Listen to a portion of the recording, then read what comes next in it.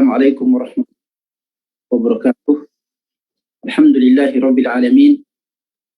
Alhamdulillahilladzi waffaqana lil huda wat tuqa wa nas'aluhu jalla fi 'ulah an yusaddidana wa yuwaffiqana 'ala al-istiqamah. Alhamdulillah wassalatu wassalamu ala nabiyyina Muhammadin wa ala alihi wa sahbihi wa man tabi'ahum bi ihsanin ila yaumiddin. Amma ba'd. Alhamdulillah, pada kesempatan kali ini insyaallah kita akan kembali mengkaji salah satu hadis dari hadis-hadis Rasulullah sallallahu alaihi wasallam yang seringkali disalah pahami. Hadis yang akan kita kaji pada kali ini adalah hadis Rasulullah sallallahu alaihi wasallam yang berbunyi, al-jannatu tahta zilalis suyuf. Surga berada di bawah naungan, atau mungkin bisa diterjemahkan berada di bawah kilatan pedang.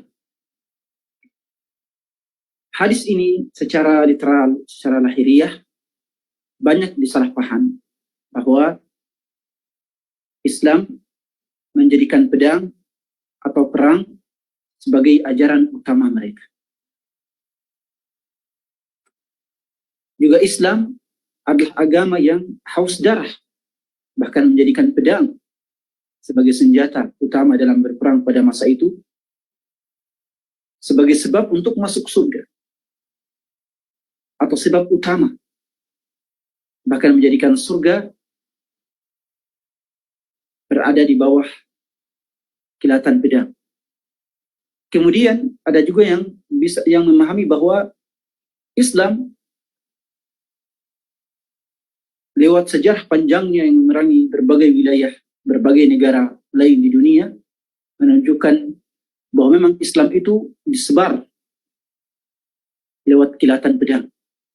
Islam juga seringkali disalahpahami sebagai agama yang tidak memiliki kasih sayang, yang menyebarkan agamanya lewat genderang perang, lewat kilatan pedang. Pemahaman yang seperti ini banyak dipahami oleh kaum muslimin sendiri sebelum orang-orang kafir. Kaum muslimin banyak yang salah atau yang memahami secara salah tentang hadis yang seperti ini, yang apalagi ketika melihat realitas sejarah seakan-akan umat Islam itu menguasai berbagai macam wilayah di dunia hanya untuk semata-mata syahwat duniawi semata untuk menguasai negara tersebut, atau Islam itu menyebarkan agamanya lewat pedang, lewat perang. Hal ini tentunya adalah pemahaman yang salah terhadap hadis ini. Banyak hal yang harus dipahami bahwa Islam hanyalah menjadikan pedang, menjadikan perang sebagai salah satu dari sekian banyak sarana untuk menyebarkan keadilan di muka bumi.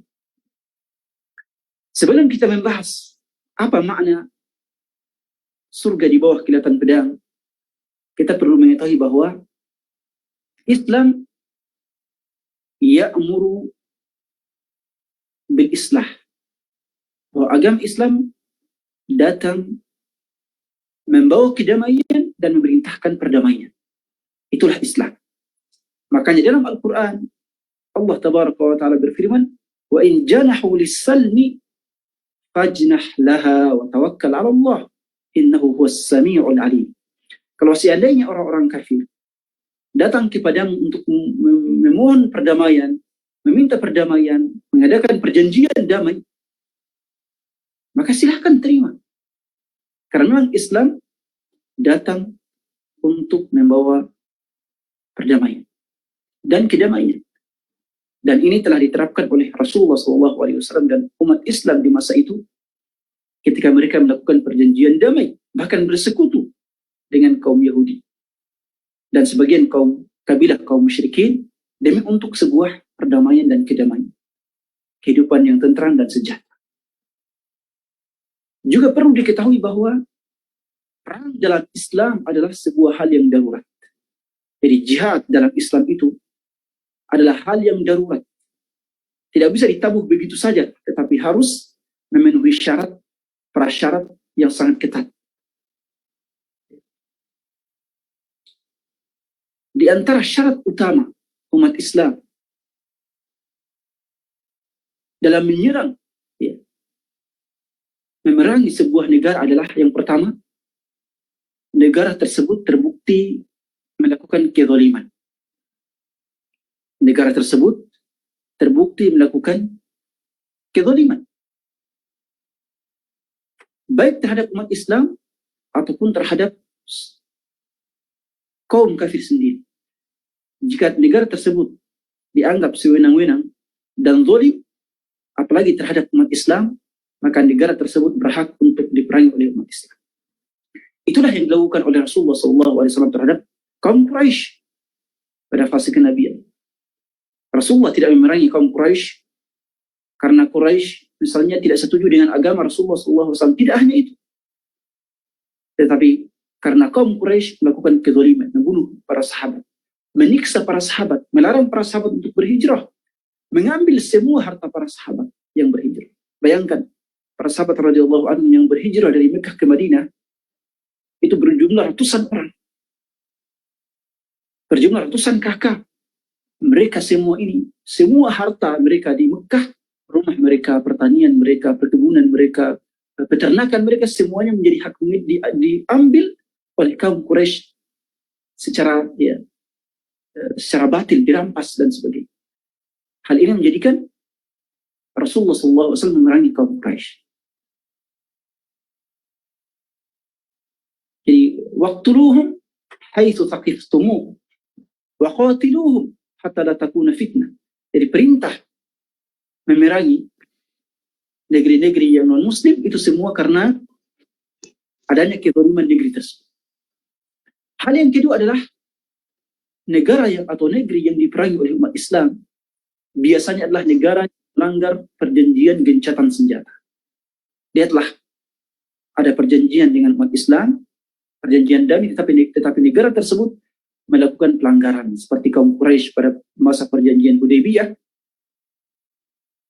Ketika perjanjian damai Hudaybiyah, kaum Quraisy ternyata setahun setelahnya melanggar perjanjian tersebut. Salah satu sekutu kaum Quraisy, kalau nggak salah Bani Bakar, memerangi sebagian umat Islam. Akhirnya Rasulullah SAW langsung mengambil inisiatif untuk menyerang kaum Quraisy karena aturan hukum perang internasional sampai sekarang hukum internasional yang berlaku adalah bahwa negara yang melanggar perjanjian gencatan senjata berhak untuk diperangi. Ya, bahkan militer yang masuk ke sebuah negara tanpa izin juga biasanya ditembak dengan rudal dan sebagainya. Ini sebuah hukum internasional yang berlaku sejak dahulu kala. Jadi dua hal ini perlu diketahui ikhwan dan akhwat sekalian, bahwa umat Islam tidak memerangi suatu kaum kecuali, atau suatu negara, suatu wilayah, kecuali negara wilayah tersebut telah melanggar dua hal ini. Pertama, melakukan kezaliman seperti bangsa Romawi yang melakukan penjajahan terhadap negeri Syam, negeri Syam, dan kemudian berlaku sewenang-wenang, dan juga negara tersebut melanggar perjanjian gencatan senjata. Makanya dalam Al-Quran disebutkan banyak sekali, illal ladzina ahadtum minal musyrikin tsumma lam yanqusukum syai'a. Ya, kaum musyrikin yang melakukan perjanjian damai dengan kalian, kemudian mereka tidak melanggar perjanjian damai itu, tidak ada alasan bagi kalian untuk memerangi mereka. Tidak ada. Ya. Bahkan dalam sejarah perang, ikhwan dan akhwat sekalian, negara yang tidak dikuasai umat Islam diantaranya adalah Cina. Kenapa? Karena sebelum umat Islam masuk ke Cina, kerajaan Cina atau kekaisaran Cina telah terlebih dahulu mendatangi kaum muslimin untuk melakukan perjanjian damai. Dan bangsa Cina tidak melanggar perjanjian damai tersebut. Bangsa Cina tidak melanggar perjanjian damai tersebut. Akhirnya kaum muslimin sama sekali tidak mengganggu ya kekaisaran Cina. Berbeda dengan bangsa Romawi, ya, berbeda dengan sebagian kerajaan Afrika, berbeda dengan kerajaan kekaisaran Persia. Mereka sama sekali tidak mau menerima perjanjian. Atau ketika berdamai, mereka mau kemudian melanggar perjanjian gencatan senjata tersebut. Dan inilah yang merupakan sejarah umat Islam yang berkembang sejak berabad-abad. Dan ini ya bagi pengkaji sejarah umat Islam sangat jarang untuk membahas dua hal ini. Karena mereka akan masuk langsung pada pembahasan yang setelahnya. Ya, bahwa ketika umat Islam datang ke sebuah negara, maka mereka akan menawarkan satu dari tiga hal. Yang pertama adalah masuk Islam. Yang kedua adalah bayar jizyah atau upeti atau pajak bagi non-muslim yang tidak mau masuk Islam. Yang ketiga adalah perang. Ya, tapi kita katakan bahwa sebelum umat Islam memberikan tiga pilihan ini, ya, memberikan tiga pilihan, kalian mau masuk Islam atau bayar pajak atau kalian kita berperang. Ya, sebelum masuk pada tiga pilihan ini, umat Islam ya terlebih dahulu harus melihat dua hal tadi. Yang pertama, negara itu tersebut adalah zalim, melakukan kezaliman terhadap umat Islam, menyerang misalnya wilayah perbatasan umat Islam, atau negara tersebut telah melanggar perjanjian damai gencatan senjata dengan negeri kaum muslimin. Ya. Jadi sebelum tiga pilihan tadi diberikan kepada negara-negara atau wilayah-wilayah non-muslim, ya, dua hal yang kita sebutkan tadi telah dilanggar oleh negeri tersebut. Dan ini ya merupakan adat ya atau aturan perang kaum muslimin dari zaman ke zaman. Ya.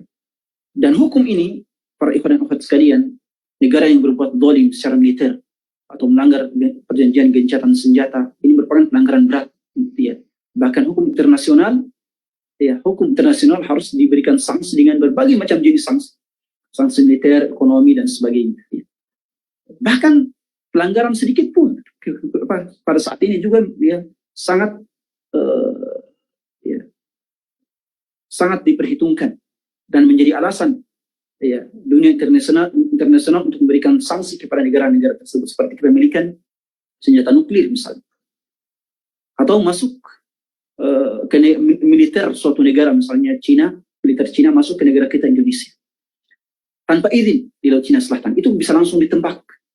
Ya. Walaupun Indonesia dengan Cina memiliki perjanjian militer, tapi karena hal itu sudah merupakan pelanggaran terhadap perjanjian damai, maka merupakan hal yang lumrah jika pelanggar tersebut langsung ditembak dengan rudal dan sebagainya. Bahkan pesawat yang melewati suatu negara tanpa izin itu bisa ditembak dan dirudal. Allahu musta'an. Ini merupakan sebuah aturan yang berlaku sejak zaman dulu. Lalu apakah makna dari sabda Rasulullah SAW, al-jannatu tahta dhilali as-suyuf? Al-jannatu tahta dhilali as-suyuf. Di antara makna hadis ini adalah bahwa hadis itu datang atau disebutkan oleh Rasulullah SAW pada konteks agar bersabar ketika ada perang. Agar bersabar ketika ada perang. Rasulullah SAW atau secara utuh hadis ini disebutkan oleh Rasulullah SAW untuk memberikan motivasi kesabaran kepada para sahabat. Hadis lengkapnya dalam Sahih Bukhari Muslim. Rasulullah SAW bersabda, "An-nas la tatanaw liqa' al-adu wa al-'afiyah. Fa idza laqtumuhum fasbiru wa'lamu anna al-jannata tahta." Para sahabat, janganlah kalian berada di musuh. Rasulullah SAW merintahkan, janganlah kalian berandai. Rasulullah melarang, apalagi kita memulai untuk memerangi negara lain. Ya. Was'alullah al-afiyah. Mintalah kepada Allah agar diselamatkan dari perang, dijauhkan dari perang. Fa'idha laqitumuhum fasbiru. Jika kalian sudah bertemu musuh di medan perang, bersabarlah, karena kesabaran tersebut akan mendatangkan surga. Wa'lamu annal jannata tahta dhilalis suyuf. Ketika bertemu dengan musuh dalam jihad, bersabarlah. Kenapa? Karena bersabar dalam perang, ya. Bersabar dalam perang, ya. Salah satu motivasinya adalah bahwa surga sangat dekat, ya, dengan pedang yang Anda pegang. Surga sangat dekat dengan pedang yang Anda pegang bila Anda bersabar, Kemudian di mana lain adalah bahwa perang atau pedang yang digunakan untuk melawan kezaliman dan kejahatan adalah salah satu faktor untuk masuk surga. Kilatan pedang yang disebutkan dalam hadis ini adalah pedang yang digunakan untuk melawan kezaliman dan kejahatan. Pedang untuk melawan kezaliman dan kejahatan. Orang-orang kafir yang tidak zalim, itu mereka tidak bisa dilawan, tidak bisa dibunuh. Jadi kekufuran yang diperangi dalam Islam adalah kekufuran yang berhiaskan kezaliman, atau kekufuran yang dipenuhi dengan kezaliman. Artinya kezaliman secara kepada manusia yang lain. Adapun kekufuran yang tidak ada kezalimannya kepada manusia yang lain. Artinya kezaliman suatu negara zalim, artinya kafir, tentunya zalim. Tetapi ketika dia melakukan perjanjian damai dan adil, maka dia tidak bisa diperangi dalam Islam. Dia tidak bisa diperangi dalam Islam. Karena umat Islam cuma memerangi negara kafir yang zalim, jahat, dan memerangi kaum muslimin. Jadi pedang yang disebutkan dalam hadis ini adalah pedang yang digunakan untuk memerangi kejahatan dan kezaliman. Al-jannatu tahta dhilalis suyuf, surga di bawah kilatan pedang yang digunakan untuk memerangi kezaliman dan kejahatan. Makanya hadis-hadis ayat-ayat Al-Quran mengatakan waqtuluhum haitsu wajadtumuhum, ya, bunuhlah orang-orang kafir dimanapun kalian dapati mereka. Maknanya adalah, kata Ibnu Arabi, uqtulul musyrikin alladzina yuharibunakum, ya. Perangilah kaum musyrikin yang memerangi kalian, ya, bukan kaum musyrikin yang melakukan perjanjian damai, yang tidak zalim kepada kalian. An-Nasafi rahmatullahi alaihi dalam tafsirnya juga mengatakan uqtulul musyrikin alladzina naqadhukum wa dhaharu alaikum, ya. Perangi kaum musyrikin yang melanggar perjanjian damai dan membantu orang-orang kafir untuk memerangi kalian, ya. Jadi harus dipahami bahwa negara yang diperangi oleh umat Islam adalah negara yang zalim, bukan kezaliman dalam bentuk kekufuran, tidak, tapi kezaliman, ya, kezaliman kepada sesama manusia. Makanya kaum Khawarij, para pemberontak, mereka diperangi bukan karena agama mereka, tapi karena kezaliman yang mereka timbulkan, ya. Ketika Khalid ibn Walid mengatakan kepada salah satu komandan Romawi, nahnu ma'syaral Arab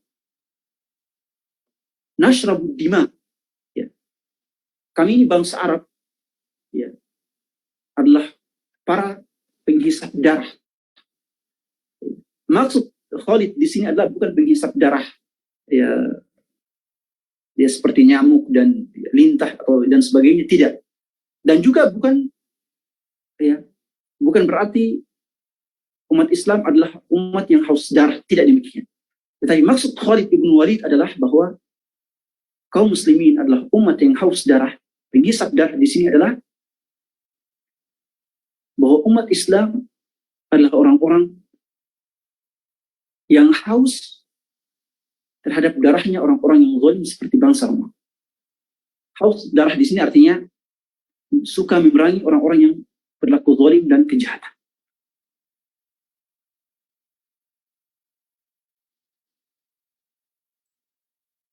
Juga di antara makna bahwa surga di bawah kilatan adalah bahwa pedang dan jihad di jalan Allah Tabaraka wa Ta'ala adalah sebab adanya perdamaian dan ketentraman hidup.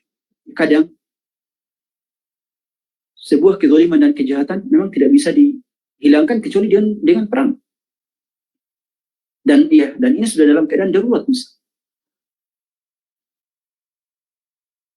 Kadang sebuah ketentraman, kedamaian hidup tidak bisa dicapai kecuali dengan perang. Ya, seperti para pahlawan kita ketika melawan penjajah bangsa Belanda, Portugal. Okay.